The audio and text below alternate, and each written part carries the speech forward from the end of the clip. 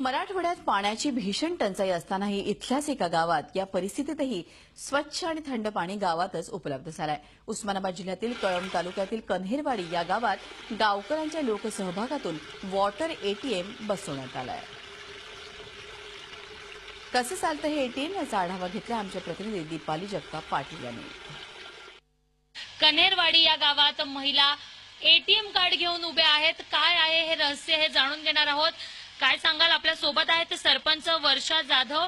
काय हे water ATM card मला तुमच्या हातात दिसतंय, काय ही संकल्पना आहे? हे कार्ड आहे, ऑटोमॅटिक मशीन आहे एटीएम, जे आम्ही 2 महिन्यापूर्वी लावलेलं आहे।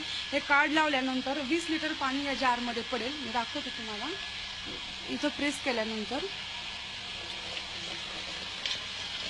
असं पाणी आपण नेहमीच बघतो की पाण्यातून फैलावणारे आजार खूप आहेत आणि यातून लहान मुलं खूप बळी पडायचे आजाराला। त्याच्यामुळे 4 महिन्यापासून आम्ही याच्या प्रयत्नात होतो। कुठलीही योजना नाही, हे आम्ही लोकसहभागातून हे वॉटर एटीएम बसवलेलं आहे आणि याच्यामुळं हे आम्ही 30 पैसे लिटर या प्रमाणात शुद्ध आणि थंड करून पाणी देतोय। काय सांगाल? तुम्ही ग्रामपंचायत सदस्य आहात, महिला आहात, किती यामुळे दिलासा मिळतो महिलांना?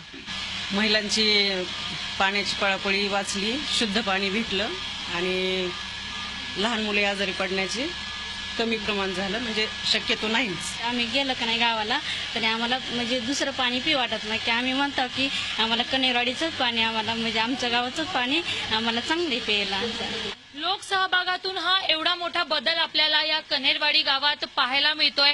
काय नेमका वॉटर एटीएम आहे ते आपण पाहणार आहोत। या ठिकाणी आपण संपूर्ण मशिनरी जो आहे ती पाहत आहे। या ठिकाणी इकडे पूर्णपणे हा प्रकल्प जो बसवलेला आहे काही अंतरावर यापासून बोरवेल आहे आणि त्याला कनेक्टेड असा हा प्रकल्प आहे आणि इथे जर आपण पाहिलं तर याच ठिकाणी पाणी थंड करण्याची सुविधा देखील ठेवण्यात आलेली आहे। कूलर या ठिकाणी बसवण्यात आलाय, त्यामुळे या ठिकाणचं पाणी जे आहे ते या टँकरमध्ये एकदम थंड राहतं आणि त्या ठिकाणी एटीएम कार्ड देण्यात आले तो महिलांना प्रत्येक घरामध्ये। त्यामुळे एक वेगळा बदल जो आहे कोणत्याही सरकारी मदतीशिवाय या गावकऱ्यांनी घडवून आणलेला आहे, त्यामुळे नक्कीच या गावाचं कौतुक केलं पाहिजे।